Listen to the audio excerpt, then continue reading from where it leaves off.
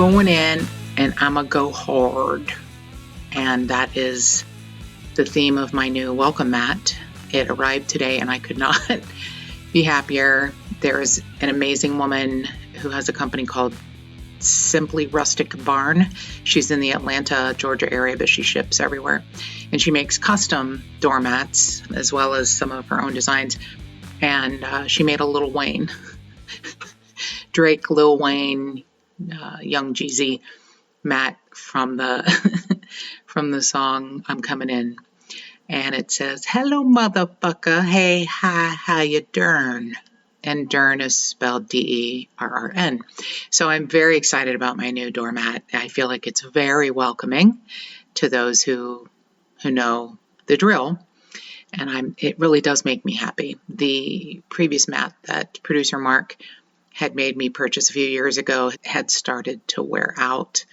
And that one said, "Come back with a warrant." So I feel like I'm stepping it up. At first, come back with a warrant, and at second, "Hello, motherfucker. Hey, hi, how you doing?" So welcome all. I have to say a special thank you to Tipster Michelle for notifying me that several members of her family refer to my beloved Mountain Dew as Monkey Douche. She wasn't specifically talking about Mountain Dew Kickstart, but if you insult one member of the Mountain Dew family, you come for all of us. So I would like Tipster Michelle to know that her sister and cousin are both dead to me. Doesn't make that big of a difference in their life because they were never alive to me. I didn't know them, but I now know them less. So that's good. Criminal investigation class is kicking my hind end in a good way. I'm doing the best I can. The insane professor moves fast, and I'm trying to keep up. We have our final next week. Ironically, I will also be in Kentucky, which I'll talk about in a minute. So it's going to be fun with a time difference and no sleep and my generally crabby ass. So it should be good. I think I should do a really good job. I did want to also mention a couple of podcasts. I heard a new podcast called Kentucky Gone Cold, and the creator and host of the podcast had reached out to me, I think, via Twitter.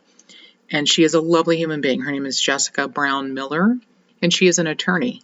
And this is quickly becoming one of my favorite podcasts. And not just because Kentucky holds a special place in my heart, because I think you beautiful tipsters know I am a pretty picky bitch when it comes to podcasts. It kind of comes down to the voice for me. The content can be amazing if it is expressed in a voice that's annoying. I have a very hard time paying attention. And Jessica has a beautiful voice. She has a slight accent. I think she's probably from more like central Kentucky. But her passion, her detail to cases, it comes out. You can tell she really, really cares about the cases. And coming from the perspective of someone in the legal field, I just think that's a really interesting thing. And she's a great host. I think you'll like it, even if you're not from Kentucky. And when I said I would be in my beloved Kentucky next week, I will. And for a few reasons, I am going to be on Good Morning Cincinnati again on March 31st of 2022, the year of our Lord. And I'll be talking about the Jason Ellis case, which is from the Bardstown area. And it's some interesting stuff going on with that case. I don't want to believe it's tied to other cases, but I feel like it might be, and it makes me ill. I promise I will post the video of the Good Morning Cincinnati appearance when I get it. I still can't. I'm still in Facebook purgatory for another 2 weeks. I can't comment on anything or post anything on my personal page. For some reason, they let me post things on the Just the Tipsters Facebook page, but I can't then comment on them. So all the comments about my new welcome mat, I wish I could say thank you, and I can't because I can't comment. But I can post just on Just the Tipsters, not not on my personal page, which is, it's really not fun. And the new justthetipsters.com website will be up soon, and I'm really excited about that. Hopefully within the next week, by the end of March. And the web designer developer Savannah Rose has done an amazing job. She's been so patient with me and so wonderful. And she, I met her through Mark Humphreys, and I didn't know her until after Mark passed away. She came looking for me and said, his website is, his domain name is up for payment, and I just went ahead and paid it because I didn't know what happened. And God bless her. And, Mark had an appointment with her for October. He passed away in September of 2021. And he wanted to talk to her about developing a website for Just the Tipsters. And now, after having the domain name for 4 years, I'm going to have a website, and I'm very excited about it. I had some pictures taken, and they are terrible, but I know you tipsters will be kind to me because that's who you are. So it's going to have all of the episodes on the website. It will have the appearances on Good Morning Cincinnati. It will have a submit a tip area. I'm very excited about it. So I think I'm really happy about that coming up soon. It feels like there's a lot going on, even though it always feels to me like everything is moving in slow motion. Since Mark passed away, I just feel like I'm crawling through molasses. I don't know any other way to put it, but things are moving. I want to say more about this, but I can't. But I'm going to tell you that a case that we have covered, and I'm not giving anything away because we have covered quite a couple hundred cases. The suspect in the case was arrested and convicted. And let's just say I have been given some information on the down low that perhaps the suspect is being investigated for another death that may have been made to look accidental, but it is suspected it was not. So that's all I'm going to say right now, but I'm really hoping that I can talk about this soon. I really am. So we're going to update the Terry Brisk case, which was episode 118. But before that, I wanted to say thank you to Tipster Debbie, and that's Colorado Debbie, not Ohio Debbie or Carolina Debbie.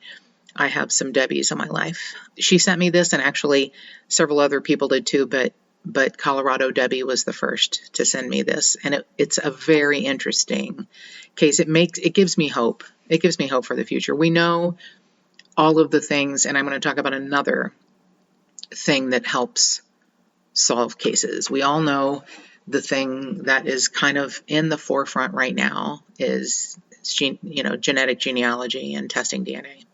It's changed the way investigations are handled, and this was pretty interesting. It does give me hope. So the 41-year-old case of Sonia Horrock Stone was, I don't want to say solved, but I think we're 90% of the way there. So one of her neighbors who worked for a tow company, she was like 30, 31 at the time. He was like 23. His name is Michael Scott Glazebrook. And he was arrested in late 2021 and held on $1 million bond.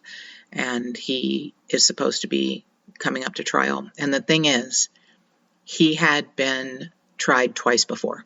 I do not know what happened with the first case, but I know the second case was a hung jury, and the DA decided not to prosecute again, and he spent 40 years free. He's now like a 65-year-old man, but he was convicted with DNA. And, his story changed. This is in Northern California in Monterey County.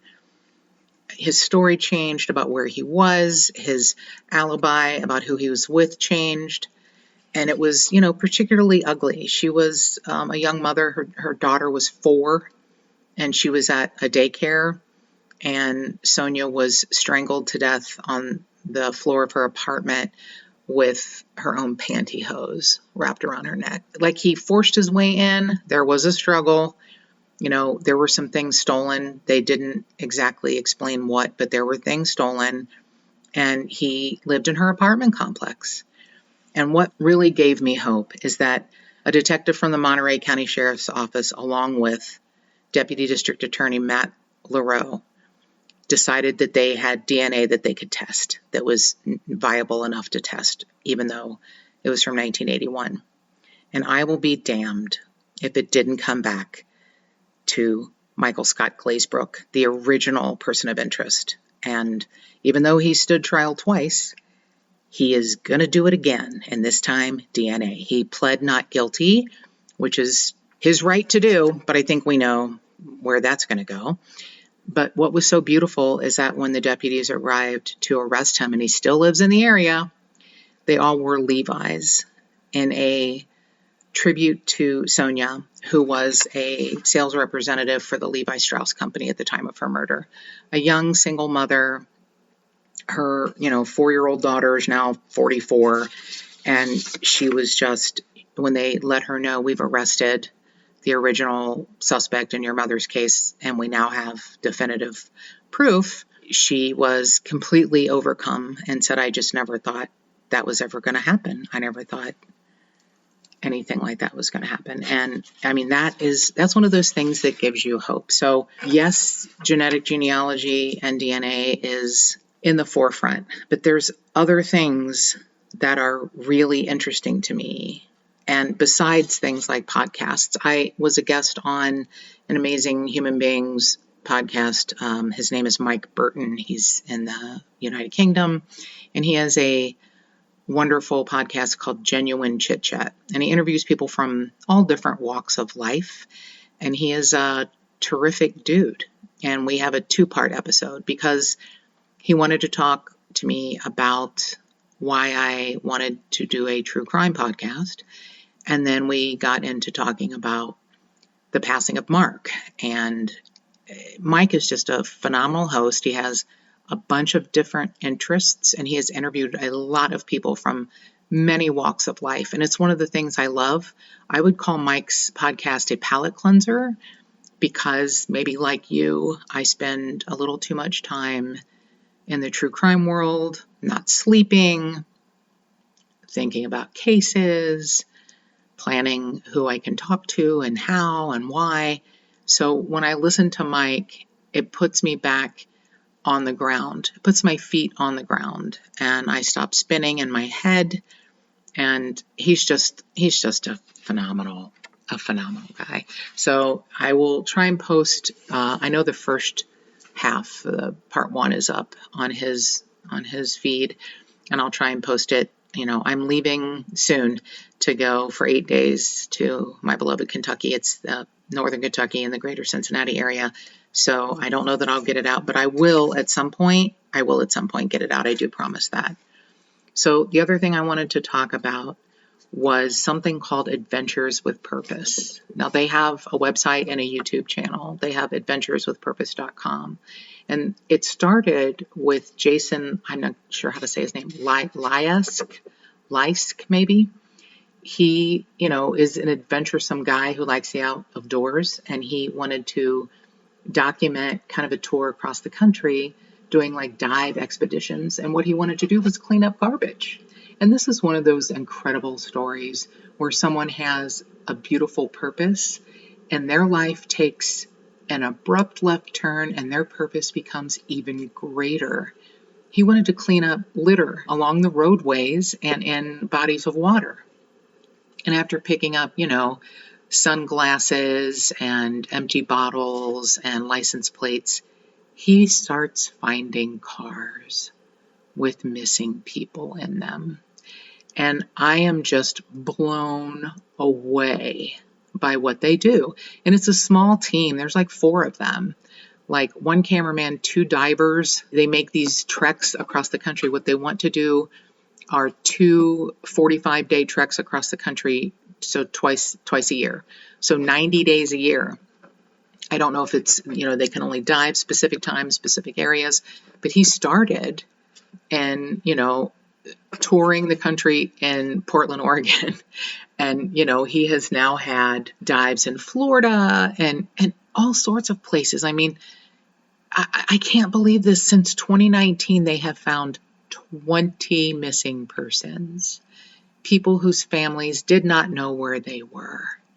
I mean, it's amazing. And it's not necessarily true crime, but it's missing persons. Most of these people had terrible accidents. They didn't mean for this to happen, and their families had no idea where they had gone. And these guys, I mean, I'm overwhelmed. So, if you want to find out more about them, and you can support them and what they do, because they charge nothing to family members. They are free to family members. If you have someone who's missing and you think they may have traveled along a roadway where there is bodies of water, please contact them. Please check them out. And they offer this, they offer quite a few things you can purchase, like t-shirts, but they offer one thing that is magnificent, and I urge everyone to have them in your car if you don't already have it. It's like a 2-in-1 tool. It's a seatbelt cutter and a window breaker. And they basically have said everyone they have found could have benefited from this tool. It's not very expensive, and it's a wonderful way to support them. I can't believe what they do. I mean, I think they're magnificent. Adventures with purpose. If you can find probably a lot of stuff about them. And I mean, I don't even know what to say except God bless them. And I'm so grateful they exist. And, here Jason was just hoping to have a YouTube channel and document, his weird tours across the country and, picking up garbage. And here he is doing stuff that's like changing the world, changing lives, saving people from, not knowing if a family member will ever come home or decided to leave without them. I mean, it's magnificent what they do.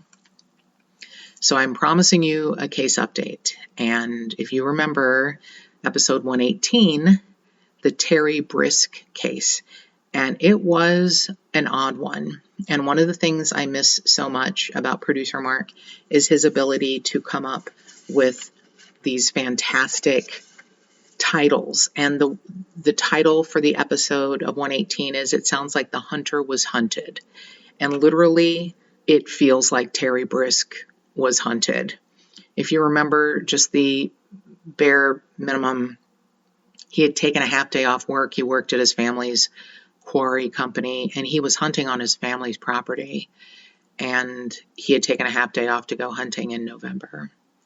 And he was killed with his own shotgun. It's a small number of people that would know about this, and I'm just going to say this, and I don't care how terrible it sounds. There is an oddity that his widow is remarried. That's not odd. That's not odd at all. I don't even know how to say this. Maybe it's just bad taste. Maybe it's just bad taste. Or maybe hunting is all there is to do. I don't know. I mean, her engagement picture to her new husband, they are married. They had engagement photos done last spring, 2021. She and her fiance were pictured holding rifles. I don't understand. I don't understand. It would be like if Priscilla Presley got married and put out, an engagement photo with her lying on the toilet, the bathroom floor wrapped around a toilet. It's just, it's bad taste. I mean, and maybe his widow, mother of his 4 kids, maybe she didn't know what that would look like. I don't know how she could not. I just don't know how she could not. I get it. Minnesota, deer hunting is huge. Don't think I would have many engagement photos taken with my new paramour and have rifles in the picture. Call me a prude. Very few people are going to call me a prude, but call me a prude. Anyway, with that being said, the Morrison County Sheriff's Office and the wonderful Sheriff Sean Larson, who, by the way, we had an interview set up with about a week after Mark passed away. And of course, I canceled that and have not rescheduled it because, Mark passed away. So I do hope to talk to him because he seems like a very above board guy. We had great conversations. He had listened to the episode. It was a year and a half after the episode had come out. And when I was trying to talk to him about some odd things, there's still a $30,000 reward for any information leading to the arrest and conviction of anyone who had anything to do with the death of Terry Brisk. At first, it was like a bizarre hunting accident, but his rifle was gone, and then his rifle was recovered a mile away from his body 2 or 3 months later after a spring thaw. His son found him. His oldest son found him because he was going to join him. He saw his dad's truck from the school bus as he drove by, wanted to join his father hunting. Can you imagine? You find your father dead on the forest floor, and that was after he had pinged his phone, which led him to where he could hear, and led him to where his father was lying dead, murdered. At first, they didn't say the manner of death, but it's homicide by murder, not accidental or, yeah. So there has now been a tip that they received about a blue van or possible minivan that had been in the area. Sheriff Larson says, "We continue to ask for the public's assistance in this case. Maybe it was something you observed, something you heard. Maybe it's a vehicle or a person you observed in the area on the date of the incident. Whatever information you have about this case, we want to hear from you." I'm going to say that a blue van or minivan maybe being in the area in November of 2016, that might be hard to remember. But if you know someone who had access to a blue van or minivan who may have had a knowledge of Terry Brisk and his family and where he might have been that day, which had to be a very small number of people, I'm going to ask that you call the Morrison County Sheriff's Office at 320-632-9233 or Crime Stoppers of Minnesota at 1-800-222-8477. And again, there's still a $30,000 reward for information, and I don't even know. I don't know what to say about that, but I think we know there's more than one person who knows what's going on. And I don't know if any of those people would make that call. But if you have an inkling, because we know Terry Brisk didn't shoot himself and then take his gun a mile away and come back and lay down where he was shot. Someone did this to him, and it was not an accident. So if you know anything, I'm asking anything, please call the Morrison County Sheriff's Office. And if you are enjoying the content here on this podcast, we would really greatly appreciate you giving us a rating, a review, maybe on Apple Podcasts or wherever you stream your pods. And I have a wonderful review I'll be reading. And I want to thank Tipster Kathleen, who is our newest patron on Patreon. And she is a magnificent human, and we're very grateful. So this comes from Ms. Led. I always love when people come up with great names. Apple Podcasts Apple makes you have a username, and it's usually, you don't have a choice because it would be Melissa Morgan 1 2 3 4 5 6 7 27 because there are so many Melissa Morgans. But this is Ms. Led, MS.LED. And Ms. Led gave us a 5-star review and said Melissa is very talented at choosing cases to cover. She examines all available evidence, reviews each detail and possibility, and delivers a riveting narrative of each case. There is some tasteful humor when appropriate, which is, in my opinion, is a gold standard for any great true crime tale. Podcasts such as Just the Tip-Sters are what get cold cases solved, getting the information out there and seeing to it cases are not forgotten. I am thrilled that Melissa has returned from her brief hiatus. Just the Tipsters is a high-quality, informative podcast. I look forward to many more episodes. And Ms. Led, I didn't feel like it was a brief hiatus. I felt like it was an eternity. But people like you, kind people who take the time to write a review, and that helps other listeners to find us, you are priceless to me. I am very grateful to all of the Tipsters, and thank you for taking the time and doing what you do for me and for the podcast. You're helping in ways you can't possibly imagine. And if you have a tip on a missing person or unsolved homicide, or you just want to suggest a case, please give us a call at 832-TIPSTER. That's 832-847-7837.